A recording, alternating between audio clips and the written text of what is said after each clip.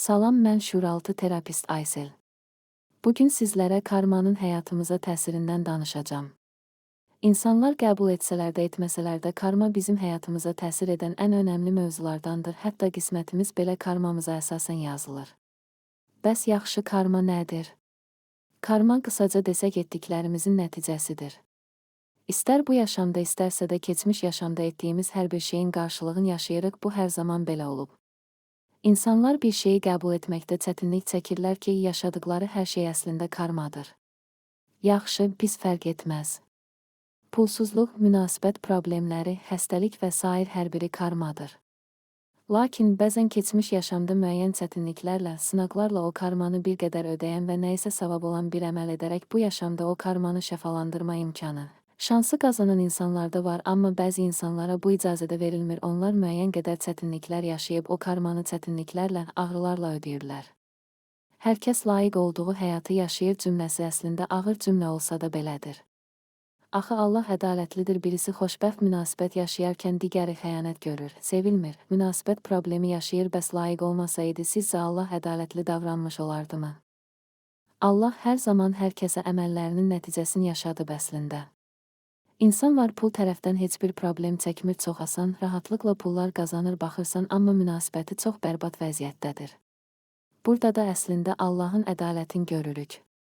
Deməli ki, o insan çoxlu pula layiq olacaq əməl edib, amma münasibətdə bu mümkün olmayıb və oradan sınanır.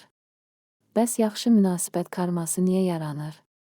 Davamlı başqalarını incidən, insanlara güc göstərən, acılayan, qeybət edən, haqsızlıqlar edən insan münasibətdə eynisini yaşayır əslində.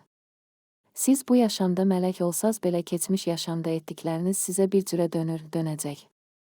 Amma əgər icazə varsa o acıları yaşayırsınız, amma Allah yol açıb şəfalanma imkanı veribsə, dualar etmə imkanı veribsə, deməli əslində bu da sizin karmanızdır, hardasa nəysə etmisiniz, bunu qazanmısınız. Bəzi insanlara o acılar, ağrılar verilir, amma əslində hardasa nəysə yaxşı bir əməl edib və o karmanı şəfalandırma fürsəti yaradılıb ona. Biraz çətinliklə olsa da dəyişmə fürsəti olan insanlarda var, insan karmasını necə şəfalandıra bilər? İlk öncə insan qəbul etməlidir ki, bu həyata hardasa nəysə edib layiq olub. Egonu bir kənara buraxmalıdır və davamlı axı mən çox yaxşı insanam deməməlidir.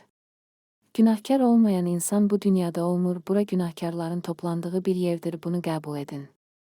Daha sonra insan Allahdan incitdikləri hər insanların ruhundan üzr istədiyini Allaha bildirib, tövbə edib, bağışlanma diləməlidir. İsyana qalxmamalıdır ki, niyə mənim başıma bunlar gəlir? Əgər siz şəfalanmaq istəyirsinizsə, qismətinizi dəyişmək istəyirsinizsə, ilk öncə egonuzu qırın. Üzr istəmək, tövbə etmək, bağışlanma diləmək, əfv istəmək əslində pis deyil, bu da bir yoldur, fürsətdir ki, sizin talih yolunuzda bir dəyişim baş tuta. Karmanı şəfalandırmağın bir digər yolu isə insanlara dualar etmək, yaxşılıqlar etmək, sədəqə vermək, onlarla mehriban davranmaq, heyvanları yemləmək və sairdir. Amma niyyətlə etməyiniz önəmlidir. Bu əməlləri edərkən Allahım mənim karmalarımı bu əməlimlə şəfalandır, mən peşmanam və səndən, o insanların ruhdan üzr istəyirəm, mənim yolumu sən aç və qüdrətinin, mərhəmətini mənə göstər deyərək niyyət edin. Daha sonra gözləntiyə girməyin edin və unudun. Gedib hər kəsə də bax mən yaxşılıq etdim, ona yardım etdim kimi sözlər istifadə etməyin, unutmayın ki, ən böyük savab gizli edilən yaxşılıq da gizlidir. Danışdığınız yaxşılıq da əslində egodur, mən isə başda demişdim dəyişim üçün egonuzu qıracaqsınız. Daha sonra dualar oxumaq, tövbə zikiri çəkmək karmaları şəfalandıracaq addımlardandır.